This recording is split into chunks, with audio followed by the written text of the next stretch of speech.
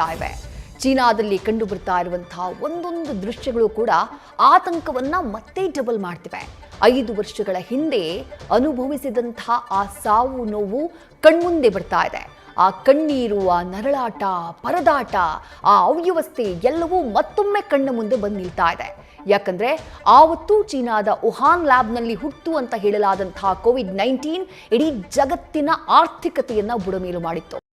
ಜಗತ್ತಿನಲ್ಲಿ 69 ಲಕ್ಷಕ್ಕೂ ಹೆಚ್ಚು ಜನರ ಪ್ರಾಣವನ್ನ ತೆಗೆದುಕೊಂಡ್ಬಿಟ್ಟಿತ್ತು. ಭಾರತದಲ್ಲೇ 5 ಲಕ್ಷಕ್ಕೂ ಹೆಚ್ಚು ಜನ ತಮ್ಮ ಉಸಿರನ್ನ ಚೆಲ್ಬಿಟ್ಟಿದ್ರು. ರೈಟ್, ಈ ವಿಚಾರಕ್ಕೆ ಸಂಬಂಧಪಟ್ಟ ಹಾಗೆ ಮಾತನಾಡೋದಕ್ಕೆ ಸಾಂಕ್ರಾಮಿಕ ರೋಗ ತಜ್ಞರಾಗಿರುವಂತಹ ಡಾಕ್ಟರ್ ಸುನಿಲ್ ನಮ್ಮ ಜೊತೆ ಜಾಯ್ನ್ ಆಗಿದ್ದಾರೆ. ಡಾಕ್ಟರ್ ನಮಸ್ಕಾರ. ನಮಸ್ತೆ. 5 ವರ್ಷಗಳ ಹಿಂದೆ ಏನಾಗಿತ್ತು ಅನ್ನೋದು ಎಲ್ರಿಗೂ ಕೂಡ ಗೊತ್ತಿದೆ. ನಾವೆಲ್ಲರೂ ಆ ನೋವು, ಆ ಕಷ್ಟಗಳನ್ನ ಅನುಭವಿಸಿದ್ದೀವಿ. ಸಾಲು ಸಾಲು ಸಾವುಗಳು ಸಂಭವಿಸಿತು. ಈಗ ಚೀನಾದಲ್ಲಿ ಮತ್ತೆ ಅಂಥದ್ದೇ ವೈರಸ್ಗಳ ಕಾಟ ಆರಂಭ ಆಗಿದೆ ಅನ್ನುವಂಥ ಮಾಹಿತಿ. ಆ ವೈರಸ್ಗಳ ಬಗ್ಗೆ ಇನ್ ಡೀಟೇಲ್ ಆಗಿ ನಮಗೆ ವಿವರಿಸಬಹುದಾ? ಎಷ್ಟು ಮಾರಣಾಂತಿಕವಾಗಿವೆ ಅವು ಅನ್ನೋದನ್ನ ಹೇಳಬಹುದಾ ಡಾಕ್ಟರ್? ಈಗ ಚೈನಾದಲ್ಲಿ ನಾವು ಈಗಿನ ಸ್ಥಿತಿಯಲ್ಲಿ ನೋಡ್ತಾ ಹೋದಾಗ 4 ಪ್ರಮುಖ ವೈರಸ್ಗಳು, ಹಲವಾರು ನಾವು ಏನು ರೆಸ್ಪಿರೇಟರಿ ಇನ್ಫೆಕ್ಷನ್ಸ್ ಅಂತ ಹೇಳ್ತಾ ಇದೀವಿ, ಆ ಕೇಸಸ್ಗಳ ಸಂಖ್ಯೆ ತುಂಬಾ ಜಾಸ್ತಿ ಆಗ್ತಾ ಹೋಗ್ತಾ ಇದೆ. ಆಮೇಲೆ ಇದರಲ್ಲಿ ಹಾಸ್ಪಿಟಲೈಸೇಷನ್ ಕೂಡ ತುಂಬಾ ಜಾಸ್ತಿ ಇದ್ದಾರೆ. ಅದ್ರ 4 ವೈರಸ್ ಅಲ್ಲಿ ಒಂದು HMPV ವೈರಸ್ ಅಂತ ಒಂದಿದೆ. ಅದು ಒಂದು ನ್ಯೂ ವೈರಸ್ ಅಂತ ಹೇಳ್ಬೋದು, ನ್ಯೂ ಲಂಗ್ ವೈರಸ್ ಅಂತ ಹೇಳ್ತಾರೆ. ಎರಡನೇದು ಇನ್ಫ್ಲೂಯೆನ್ಸಾ, ಮತ್ತೆ 3ನೇದು ಮೈಕೋಪ್ಲಾಸ್ಮಾ ನಿಮೋನಿಯಾ ಅಂತ ಇದೆ. ಸೊ ಅದುಗಳು ಹಲವಾರು ಕೇಸಸ್ಗಳ ಸಂಖ್ಯೆಯನ್ನ ಚೈನಾದಲ್ಲಿ ಈಗ ಕಳೆದ 1 ತಿಂಗಳಿಂದ ಜಾಸ್ತಿ ಮಾಡ್ತಾ ಇದೆ. ಹಾಗಾಗಿ ಇದು ಒಂಚೂರು ಏನಂದ್ರೆ ಚೈನಾದಲ್ಲಿ ನೋಡ್ತಾ ಹೋದಾಗ ಯೂಶಲಿ ಏನಾಗುತ್ತೆ, ಕಳೆದ ಬಾರಿ ಕೂಡ 5 ವರ್ಷದ ಕೆಳಗೆ ನೋಡ್ತಾ ಹೋದಾಗ ಕೋವಿಡ್ ಶುರುವಾಗಿದ್ದು ಕೂಡ ಇದೇ ತರ ಅಂತ. ಹಾಗಾಗಿ ಕೆಲವೊಂದು ಮಟ್ಟಿಗೆ ಆತಂಕ ಮನೆ ಮಾಡಿರೋದಂತೂ ನಿಜ. ಬಟ್ ಈಗ ನಾವು ನೋಡ್ತಾ ಹೋದಾಗ ಈ ಒಂದು 4 ಕೇಸಲ್ಲಿ HMPV ವೈರಸ್ ಅಂತ ನಾವು ಹೇಳ್ತೀವಿ. ಇದು ಒಂದು ಏನು 2001ರಲ್ಲಿ ನೆದರ್ಲ್ಯಾಂಡ್ಸ್ ಅಲ್ಲಿ ಫಸ್ಟ್ ಟೈಮ್ ಡಿಸ್ಕವರ್ ಮಾಡಿದ್ರು. ಸೊ ಈ ಒಂದು ಕೇಸ್ಗಳ ಸಂಖ್ಯೆ ಪರ್ಟಿಕ್ಯುಲರ್ಲಿ 14 ವರ್ಷದ ಒಳಗಿನ ಮಕ್ಕಳಲ್ಲಿ ಜಾಸ್ತಿ ಕಾಣಿಸ್ಕೊಳ್ತಾ ಇದೆ ಚೈನಾದಲ್ಲಿ. ಸೊ ಈಗಿನ ಸ್ಥಿತಿಯಲ್ಲಿ ನೋಡಿದಾಗ ಈ ಒಂದು ಕೇಸಸ್ಗಳ ಸಂಖ್ಯೆ ತುಂಬಾ ಜಾಸ್ತಿ ಆಗಿರೋದ್ರಿಂದ ಚೈನಾದಲ್ಲಿ ಸ್ವಲ್ಪ ಆತಂಕ ಮನೆ ಮಾಡಿದೆ ಅಂತ ಹೇಳ್ಬಹುದು. ಬಟ್ ಅವ್ರು ಅದರಲ್ಲಿ ನೋಡ್ತಾ ಪಬ್ಲಿಕ್ ಎಮರ್ಜೆನ್ಸಿ ಅಥವಾ ಎಮರ್ಜೆನ್ಸಿ ಕನ್ಸರ್ನ್ ಅಂತ ಏನೋ ಅವ್ರು ಡಿಕ್ಲೇರ್ ಮಾಡಿಲ್ಲ, ಚೈನಾದವರಾಗ್ಲಿ ವಿಶ್ವ ಆರೋಗ್ಯ ಸಂಸ್ಥೆಯವರಾದ್ರೆ. ಬಟ್ ಕೇಸಸ್ಗಳ ಸಂಖ್ಯೆ ಗಣನೀಯವಾಗಿ ಜಾಸ್ತಿ ಆಗ್ತಾ ಇದೆ ಚೈನಾದಲ್ಲಿ ಈ 4 ವೈರಸ್ಗಳಿಂದ ಅಂತ ಹೇಳ್ಬಹುದು. ಡಾಕ್ಟರ್, ಹೆಲ್ತ್ ಎಮರ್ಜೆನ್ಸಿಯನ್ನ ಘೋಷಣೆ ಮಾಡಿದ್ದಾರೆ ಅನ್ನುವಂತ ಮಾಹಿತಿ ಇದೆ. ಬಟ್ ಚೀನಾ ಸರ್ಕಾರ ಈ ಬಗ್ಗೆ ಅಧಿಕೃತವಾಗಿ ಎಲ್ಲೂ ಹೇಳಿಲ್ಲ. ಅವರು ಆ ಥರದ್ದು ಯಾವುದೇ ಎಡವಟ್ಟುಗಳಾದಂತಹ ಸಂದರ್ಭದಲ್ಲೂ ಅಧಿಕೃತವಾಗಿ ಯಾವತ್ತೂ ಸ್ಟೇಟ್ಮೆಂಟ್ ಕೊಟ್ಟಂತಹ ದೇಶ ಅಲ್ಲ. ಬಟ್ ಮಾಹಿತಿ ಅಂತೂ ಇದೆ, ಹೆಲ್ತ್ ಎಮರ್ಜೆನ್ಸಿ ಘೋಷಣೆ ಮಾಡಿದ್ದಾರೆ ಅಂತ ಹೇಳಿ. ಬಟ್ ಭಾರತೀಯರಾಗಿ ನಾವೆಷ್ಟು ಜಾಗರೂಕರಾಗಿರ್ಬೇಕು ಈ ವೈರಸ್ಗಳಿಗೆ ಸಂಬಂಧಪಟ್ಟ ಹಾಗೆ ಅಂತ ಹೇಳಿ ತುಂಬಾ ಅರ್ಲಿ ಅಂತ ಅನ್ನಿಸಬಹುದು. ಯಾಕಂದ್ರೆ ಚೀನಾದಲ್ಲಿ ಈಗಷ್ಟೇ ಕಾಣಿಸಿಕೊಂಡಿದೆ. ಆವತ್ತು ಕೋವಿಡ್-19 ಹಾಗೆ ಆಗಿತ್ತು, ಕಾಣಿಸಿಕೊಳ್ತು, ಆಮೇಲೆ ಭಾರತಕ್ಕೆ ಬಂದಿದ್ದೇ ಗೊತ್ತಾಗಲಿಲ್ಲ. ಆಲ್ರೆಡಿ ಒಂದು ವೈರಸ್ನ ಇದರಿಂದ ನಾವೆಲ್ಲರೂ ಕೂಡ ಜರ್ನಿನ ಪಾಸ್ ಮಾಡಿದ್ವಿ. ಈಗೆಷ್ಟು ಅಲರ್ಟ್ ಆಗಿರ್ಬೇಕು ನಾವು ಅಂತ ಹೇಳಿ. ಖಂಡಿತವಾಗ್ಲೂ ಯಾವುದೇ ಒಂದು ಇದರಲ್ಲಿ ಯಾವುದೇ ಒಂದು ಹೊಸ ವೈರಸ್ ಬಂದಾಗ ಎಲ್ಲರಿಗೂ ಆತಂಕ ಮನೆ ಮಾಡೋದು ಸಹಜ. ಬಟ್ ನಾವು ಇದನ್ನ ಈ ಒಂದು HMPV ವೈರಸ್ 4 ವೈರಸ್ಗಳಲ್ಲಿ ಈಗ ನಮ್ಮಲ್ಲಿ ಏನು ಆಲ್ರೆಡಿ ಇನ್ಫ್ಲೂಯೆನ್ಸಾ ಅಥವಾ ಮೈಕೋಪ್ಲಾಸ್ಮಾ ನಿಮೋನಿಯಾ ಅಂತ ಕೇಸಸ್ ಇದೆ, ಕೋವಿಡ್ ಕೇಸಸ್, ಈ 3 ಕೇಸಸ್ಗಳು ನಮ್ಮ ದೇಶದಲ್ಲಿ ಇದೆ. ಬಟ್ ಹೊಸ ವೈರಸ್ HMPV ಬಗ್ಗೆ ಇನ್ನ ನಮ್ಮ ದೇಶದಲ್ಲಿ ಇನ್ನ ಸದ್ಯದ ಪರಿಸ್ಥಿತಿಯಲ್ಲಿ ಕಾಣಿಸ್ಕೊಂಡಂತ ಉದಾಹರಣೆಗಳಿಲ್ಲ, ಅದಕ್ಕೆ ಸಂಬಂಧಪಟ್ಟ ನಿಖರವಾದ ಮಾಹಿತಿ ಇಲ್ಲ.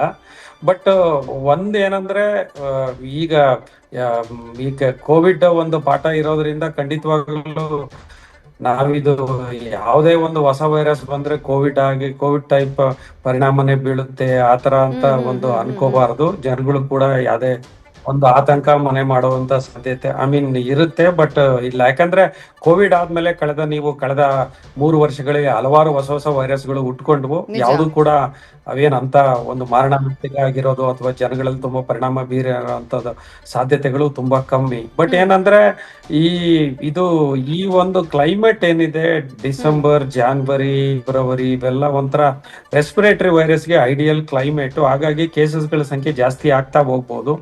ಚೈನಾದಿಂದ ಆಮೇಲೆ ಈಗೇನು ಒಂದು ಹಲವಾರು ವಿದ್ಯಾರ್ಥಿಗಳಿರ್ಬೋದು, ಹೊಸ ವರ್ಷದ ಸಂಭ್ರಮಾಚರಣೆ ಮಾಡಕ್ ಅವರೆಲ್ಲ ಬಂದಿರ್ಬೋದು, ಅವ್ರು ವಾಪಸ್ ಹೋಗಿದ್ರು. ಸೊ ಹಾಗಾಗಿ ಬೇರೆ ಕೆಲವು ದೇಶಗಳಲ್ಲಿ ಕೂಡ ಇದನ್ನ ಹರಡುವಂತ ಸಾಧ್ಯತೆ ಇರುತ್ತೆ, ಭಾರತಕ್ಕೆ ಕೂಡ ಬರ್ಬೋದು. ಬಟ್ ಸದ್ಯಕ್ಕೆ ಈ ಒಂದು ಕೇಸ್ ಬಂದ್ರೂ ಕೂಡ ಇದು ಏನೋ ಒಂಥರ ಗಾಬರಿ ಆಗುವಂತ ವೈರಸ್ ಕೇಸಸ್ ಏನಲ್ಲ. ಯಾಕಂದ್ರೆ ಇದರಲ್ಲಿ ಒಂದು 5 to 10% ಅಷ್ಟೇ ಒಂದು ಕಾಂಪ್ಲಿಕೇಶನ್ಸ್ ಆಗುತ್ತೆ. ಏನಂದ್ರೆ HMP ವೈರಸ್ ಅಲ್ಲಿ 5 to 10% ಕೇಸಸ್ ಕಾಂಪ್ಲಿಕೇಶನ್, ನಿಮೋನಿಯಾ ಆಗ್ಬೋದು, ಒಂದು ಬ್ರಾಂಕ್ಯುಲೈಟಿಸ್ ಅಂತ ಹಾಕ್ಬೋದು. ಸೊ ಹಾಗಾಗಿ ಆ ಒಂದು ಇದರಲ್ಲಿ ಕೇಸಸ್ಗಳ ಆತರ ಏನಾದ್ರು ಆದ್ರೆ ಕಾಂಪ್ಲಿಕೇಶನ್ ಆಗ್ಬೋದು. ಬಟ್ ಮುಂಜಾಗ್ರತಾ ಕ್ರಮಗಳನ್ನ ಏನೋ ಒಂದು ಈ ವೈರಸ್ಗೆ ಅಂತಲ್ಲ, ಎಲ್ಲಾ ವೈರಸ್ಗೂ ಏನ್ ಮುಂಜಾಗ್ರತಾ ಕ್ರಮನ ನಾವು ವಹಿಸ್ತೀವಿ ಅದೇ ರೀತಿ ಇದಕ್ಕೂ ಕೂಡ ವಹಿಸ್ಬೇಕಾಗತ್ತೆ. ಈ COVID-19 ಬಂದಂತಹ ಸಂದರ್ಭದಲ್ಲಿ ಡಾಕ್ಟರ್, ಭಾರತದ ಮೆಡಿಕಲ್ ಫೀಲ್ಡ್ನಲ್ಲಿ ದೊಡ್ಡ ಮಟ್ಟದಲ್ಲಿ ಕ್ರಾಂತಿನೇ ಆಗ್ಬಿಡ್ತು. ಅಂದ್ರೆ ಎಲ್ಲಾ ರೀತಿನಲ್ಲೂ ನಾವು ಅಡ್ವಾನ್ಸ್ಡ್ ಆಗಿದ್ವಿ. ಈಗ ಯಾವುದೇ ಹೊಸ ವೈರಸ್ ಬಂದರೂ ಅದನ್ನ ಫೇಸ್ ಮಾಡೋದಕ್ಕೆ ಮೆಡಿಕಲ್ ಫೀಲ್ಡ್ನಲ್ಲಿ ನಾವು ತುಂಬಾ ಸಶಕ್ತರಾಗಿದ್ದೀವಿ ಅಂತ ತಮ್ಗನ್ಸುತ್ತಾ ಡಾಕ್ಟರ್? ಖಂಡಿತವಾಗ್ಲು ನಾವು ಯಾವುದೇ ಒಂದು ಹಂತದಲ್ಲಿ ನೋಡ್ತಾ ಹೋದಾಗ ಈ ಒಂದು ಇದರಲ್ಲಿ ನಾವು COVID-19 ಪರಿಣಾಮಕಾರಿಯಾಗಿ ಎದುರಿಸಿದೀವಿ. ಅದೇ ರೀತಿ ಒಂದು ಏನಂದ್ರೆ ಈಗ ಯಾವುದೇ ಹೊಸ ವೈರಸ್ ಬಂದ್ರು ಕೂಡ ನಮ್ಮ ದೇಶ ಅದನ್ನ ಅಥವಾ ನಮ್ಮ ರಾಜ್ಯ ಖಂಡಿತವಾಗ್ಲು ಎದುರುವಂತ ಶಕ್ತಿ ಸಾಮರ್ಥ್ಯ ಇದೆ, ಹೆಲ್ತ್ ಕೇರ್ ಫೆಸಿಲಿಟೀಸ್ ಇದೆ, ಡಾಕ್ಟರ್ಸ್ ಇದ್ದಾರೆ, ಎಲ್ಲರೂ ಇದ್ದಾರೆ. ಸೊ ಹಾಗಾಗಿ ಇದು ಗಾಬರಿ ಪಡುವಂತ ಅವಶ್ಯಕತೆ ಏನಿಲ್ಲ. ಬಟ್ ನಾನು ಅದನ್ನೇ ಆಗ್ಲೇ ಹೇಳ್ತಾ ಇದ್ದೆ, ಕೋವಿಡ್ ಬಂದ್ಮೇಲೆ ಹಲವಾರು ವೈರಸ್ಗಳು ಬಂದ್ವು, ಯಾವ ಕೂಡ ಅಷ್ಟೊಂದು ಪರಿಣಾಮಕಾರಿಯಾಗಿ ಏನು ಹೇಳಿಲ್ಲ. ಸೊ ಆತರ ಏನಾದ್ರು ಈ ಒಂದು ವೈರಸ್ ತುಂಬಾ ಡೆಡ್ಲಿ ವೈರಸ್ ಅಥವಾ ಇದರಿಂದ ಬಹಳ ಪರಿಣಾಮ ಆಗುತ್ತೆ ಅಂದ್ರೆ ವಿಶ್ವ ಆರೋಗ್ಯ ಸಂಸ್ಥೆ ಅವರು ಇಷ್ಟೊತ್ತಿಗೆ ಆಲ್ರೆಡಿ ಒಂದು ಎಮರ್ಜೆನ್ಸಿ ಕನ್ಸರ್ನ್ ಅಂತ ಏನೋ ಆತರ ಒಂದು ಹಲವಾರು ಮಾನದಂಡಗಳಿದೆ, ಅದನ್ನ ಒಂದು ಎಚ್ಚರಿಕೆಯಿಂದ ಇರ್ರಿ ಅಂತ ಘೋಷಣೆ ಮಾಡ್ತಾ ಇದ್ರು. ವಿಶ್ವ ಆರೋಗ್ಯ ಸಂಸ್ಥೆ WHO ಇಂದ ಆಗ್ಲಿ ಯಾವುದೇ ಒಂದು ಅಧಿಕೃತವಾದ ಮಾಹಿತಿ ಕೂಡ ಇಲ್ಲ. ಹಾಗಾಗಿ ನಮ್ಮ ಕೇಂದ್ರ ಸರ್ಕಾರದ ಅಥವಾ ರಾಜ್ಯ ಯಾವುದೇ ಕೂಡ ಮಾಹಿತಿ ಇಲ್ಲ. ಹಾಗಾಗಿ ಯಾವುದೇ ಜನಗಳು ಆತಂಕ ಪಡುವಂತ ಒಂದು ಏನಿದೆ ಸಾಧ್ಯತೆ ಬೇಡ ಅಂತ ನಾವು ಜನಗಳಿಗೆ ಹೇಳ್ತೀವಿ. ಬಟ್ ಮುಂಜಾಗ್ರತೆ ಕ್ರಮಗಳನ್ನ ವಹಿಸಬೇಕಾಗತ್ತೆ. ಪರ್ಟಿಕ್ಯುಲರ್ಲಿ ಬರೀ ಈ ವೈರಸ್ ಅಂತಲ್ಲ, ಎಲ್ಲಾ ವೈರಸ್ಗೂ ಕೂಡ ಪರ್ಟಿಕ್ಯುಲರ್ಲಿ ವಲ್ನರಬಲ್ ಗ್ರೂಪ್ ಅಂತ ನಾವ್ ಹೇಳ್ತೀವಿ. ಅಂದ್ರೆ ಮಕ್ಕಳಿರ್ಬೋದು, ವಯಸ್ಸಾದವ್ರು ಇರ್ಬೋದು, ಕಾಂಪ್ರಮೈಸ್ಡ್ ಇಂಡಿವಿಜುವಲ್ಸ್ ಇರ್ಬೋದು, ಕ್ಯಾನ್ಸರ್, HIV ಇಂದ ಬಂದಿರೋರು, ಈ ತರ ಹಲವಾರು ಪೇಷಂಟ್ಗಳು ತುಂಬಾ ಬೇರೆಯವ್ರಿಗೆ ಕಂಪೇರ್ ಮಾಡಿದ್ರೆ ಒಂದು ಬಾಣಂತಿ ಮಹಿಳೆಯರು ಒಂದ್ ಸ್ವಲ್ಪ ಹುಷಾರಾಗಿರ್ಬೇಕು, ಮುಂಜಾಗ್ರತಾ ಕ್ರಮಗಳನ್ನ ತಗೋಬೇಕು ಅಂತ ಈ ಒಂದು ಸಂದರ್ಭದಲ್ಲಿ ನಾನು ಹೇಳಲು ಬಯಸ್ತೇನೆ. ಡಾಕ್ಟರ್, ಈಗ ಯಾವುದೇ ವೈರಸ್ ಬಂದ್ರು ಈ ಬೇಸಿಕ್ ಮುಂಜಾಗ್ರತಾ ಕ್ರಮಗಳು ಅಂತ ಇರುತ್ತೆ, ಅದೇನು ಅಂತ ಹೇಳ್ಬಹುದಾ ಅಂತ ಹೇಳಿ ವಿವರಿಸಬಹುದಾ ನಮ್ಮ ವೀಕ್ಷಕರಿಗೆ? ಹೌದು, ಅದೇ ವೈರಸ್ಗೆ ನೋಡಿ, ಒಂದು ಇನ್ಫೆಕ್ಷನ್ಸ್ ನಾವು ಹೇಳ್ತಾ ಹೋದಾಗ ಒಂದು ಬ್ಯಾಕ್ಟೀರಿಯಲ್ ವೈರಸ್, ಒಂದು ಬ್ಯಾಕ್ಟೀರಿಯಾದಿಂದ ಬರುತ್ತೆ, ಇನ್ನೊಂದು ವೈರಸ್ ಇಂದ ಬರುತ್ತೆ, ಅದೇ ರೀತಿ ಬೇರೆ ಕಡೆಯಿಂದ ಬರುವಂತ ಸಾಧ್ಯತೆಗಳಿರುತ್ತೆ. ಸೊ ಇದನ್ನ ನಾವು ಹೇಳಿ ಡಾಕ್ಟರ್, ಕೇಳಿಸ್ತಾ ಇದೆ, ಹೇಳಿ.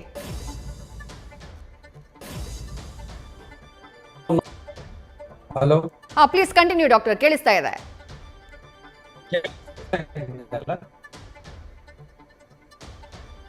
ಹಲೋ. ಸೊ ಯಾವುದೇ ಒಂದು ಇದನ್ನ ನೋಡ್ತಾ, ಒಂದು ವೈರಸ್ ಏನಾದ್ರು ಈ ಒಂದು ಹಂತದಲ್ಲಿ ಬಂದು ನೋಡ್ತಾ ಹೋದಾಗ ವೈರಸ್ ಮತ್ತೆ ಬ್ಯಾಕ್ಟೀರಿಯಾ ಇನ್ಫೆಕ್ಷನ್ಸ್ ಅಂತ ಹೇಳ್ತೀವಿ. ವೈರಸ್ ಬ್ಯಾಕ್ಟೀರಿಯಲ್ ಇನ್ಫೆಕ್ಷನ್ಸ್ ಗೆ ಆಂಟಿಬಯೋಟಿಕ್ ಕೊಡ್ತೀವಿ, ಅದಕ್ಕೊಂದು ಚಿಕಿತ್ಸೆ ಅಂತ ಇರುತ್ತೆ. ವೈರಸ್ ಇನ್ಫೆಕ್ಷನ್ಸ್ ಗೆ ಸ್ಪೆಸಿಫಿಕ್ ಆಗಿ ಟ್ರೀಟ್ಮೆಂಟ್ ಇರಲ್ಲ, ವೈರಲ್ ಇನ್ಫೆಕ್ಷನ್.